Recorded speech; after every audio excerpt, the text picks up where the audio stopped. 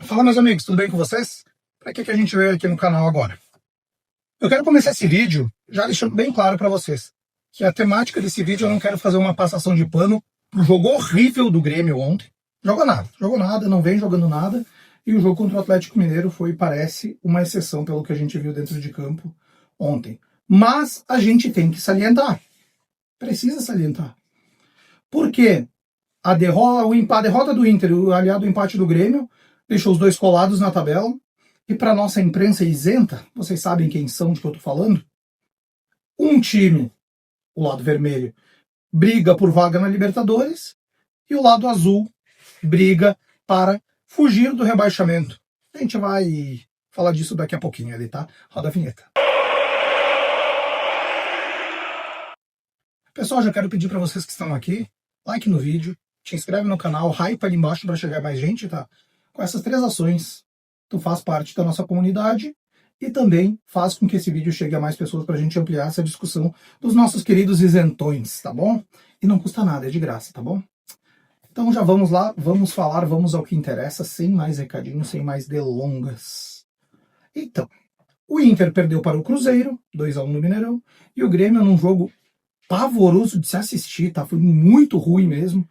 Um Grêmio e Ceará empataram na arena, como já é de conhecimento de todo mundo.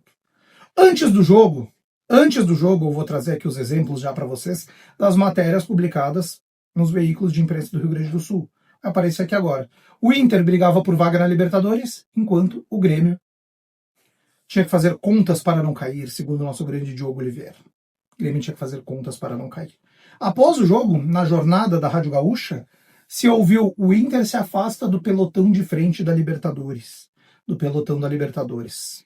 E o Grêmio patina após o jogo do Grêmio, óbvio, o Grêmio patina na luta contra a Degola, contra o Zé4. Vamos fazer um item rápido, tá? Grêmio e Inter, a campanha deles. Ambos com 24 pontos, 6 vitórias, 6 empates e 8 derrotas. O Internacional com 23 gols marcados e 28 sofridos. O Grêmio com 19 marcados, ataque muito fraco, e 25 sofridos. Ambos iguais com 24 pontos. O Inter com um saldo de gol de -5, o Grêmio de -6. E aí eu te digo. O sexto colocado, o Botafogo, tem 29 pontos. 5 a mais que a gente. Enquanto os dois times têm 6 pontos, 5 pontos a mais também que o Vitória da Bahia, primeiro clube no Z4.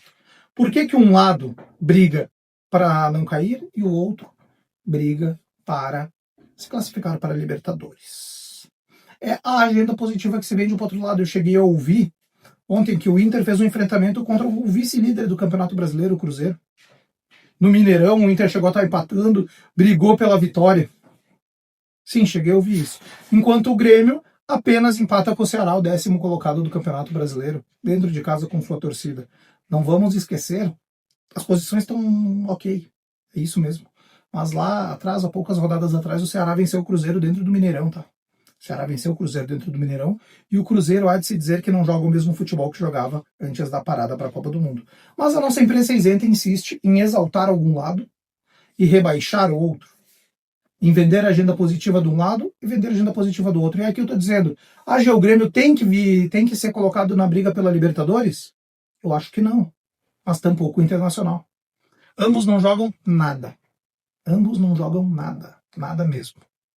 Nada mesmo. É uma celeuma de um nada dentro de campo. Velho. O Inter foi eliminado recentemente de outra competição, a Libertadores, pro Flamengo, sem sequer ameaçar, sem sequer agredir o Flamengo, sem ser minimamente competitivo. Tá. Já o Grêmio se esforça quase para um filho para fazer o básico. Para fazer o básico, aliados por escolhas erradas do treinador Mano Menezes. Mas a imprensa, vocês sempre vão ver, a imprensa isenta, tá? E eu não generalizo, não são todos do grupo, mas a gente sabe quem são, a nossa famosa IVE. A gente sabe que tem alguns nomes ali, que sempre a agenda positiva para um lado, a agenda negativa para o outro.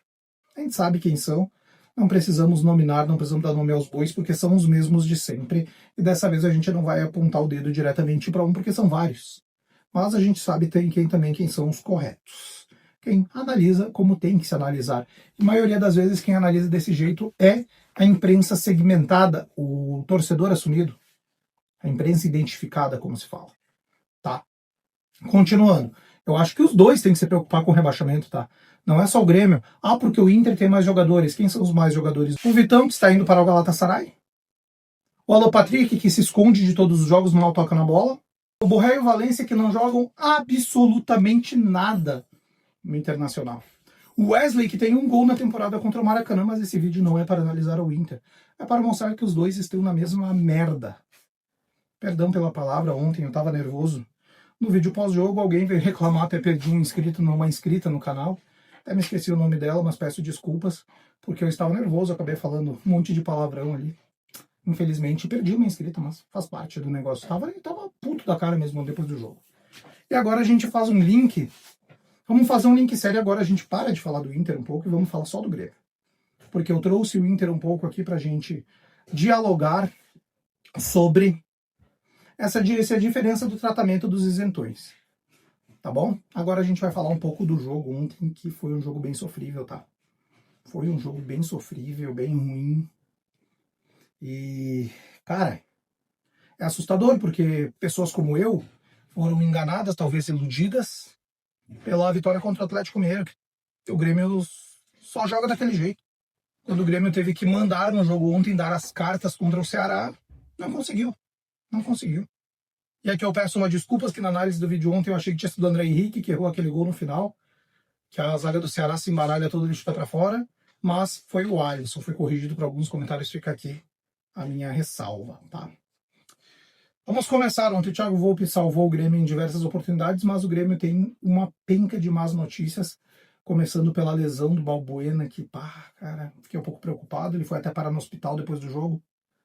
E a gente volta a ter zagueiro improvisado. Com o Kahneman suspenso, a nossa zaga para enfrentar o Flamengo será Gemerson e Wagner Leonardo, se não voltar o Gustavo Martins. Até lá, duvido muito que volte. A gente vai com Kahneman, Gemerson e Wagner Leonardo. É preocupante, tá? O Marlon, mais do mesmo, cara. O Marlon é um sujeito até que eu gosto, mas tá difícil. Tá difícil. E o grande erro do senhor Mano Menezes aqui, que merece algumas críticas depois dos elogios na vitória contra o Atlético, cara, não dá para te enfrentar o Ceará em casa e entrar com Cuejar, Edenilson e Alex Santana no meio campo. Aí tu está pedindo para tomar cano, porque o time não teve criação o jogo inteiro, não conseguiu criar porque não tinha jogadores para criar.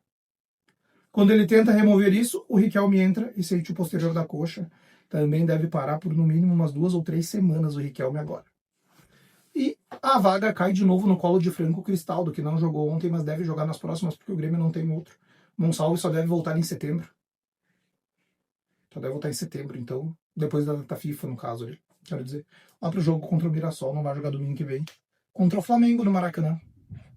E a gente chega num ponto aqui de discussão, que é o Martin Bright White, ou como os isentões que pagam de inteligente, quem paga de intelectuais, chamam ele o Braithwaite. Não tá jogando nada, né, cara? Eu sou um cara que gosta do Bright White, acho que ele tem bons números no Grêmio, ele tem bons números antes, mas ele vive numa má fase. E as vaias a ele ontem na substituição pelo Jardiel foram justas. Foram justas, porque ele não tem jogado. Eu acho que o próprio Bright White sabe disso. Por mais que eu goste do jogador, acho que ele já desempenhou bem com a camisa do Grêmio, ele não ganha divididas, ele não faz gol, ele dá azar, quando ele chuta uma bola de primeira, ela bate na trave e sai. Tá? Então o Bright White, ele tá devendo, merece as críticas, e agora com a chegada do Carlos Vinícius, acho até que merece um banquinho, tá? Eu vi gente dizendo que por causa da renovação do contrato ele parou de jogar, o que eu devo discordar, porque ele já estava jogando mal antes da renovação de contrato. Tá? Pagar 1,6 subiu de 1 milhão para 1,6 milhão o salário dele. 1,1 milhão para 1,6 milhão. Então, parabéns a quem fez essa renovação no momento de baixa do jogador. Provavelmente você renova um contrato num momento de alta. A gente agora vai para outro ponto. Kiki Oliveira não joga nada, gente. Só corre. Só corre. Eu gosto de chamar ele de jogador Forrest Gump. Porque só corre com a bola, cara. A inteligência futebolística dentro de campo dele, a sagacidade dele para jogar bola, é quase nula. O Kiki Oliveira não faz nada de diferente do que correr com a bola no pé. Quando tem que se livrar de um marcador, mesmo com a velocidade dele, ele se perde. Ele é desarmado como uma criança jogando no meio dos adultos. Muito fraco. O Alisson, já falei, perdeu o gol. E eu não quero queimar o Alisson, até porque eu acho que ele é bom jogador, mas ele não está pronto. E um jogador como o Alisson, quando entra num time, como entra no time do Grêmio, ele tem que entrar para ganhar experiência, para ser mais um e complementar.